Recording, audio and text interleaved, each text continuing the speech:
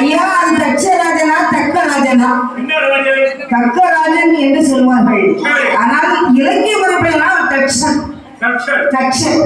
அவருடைய பெயரை வில்லுப்பாட்டை தக்கன் என்று பெயர் வைத்து விட்டார்கள். அந்த தக்கராஜன்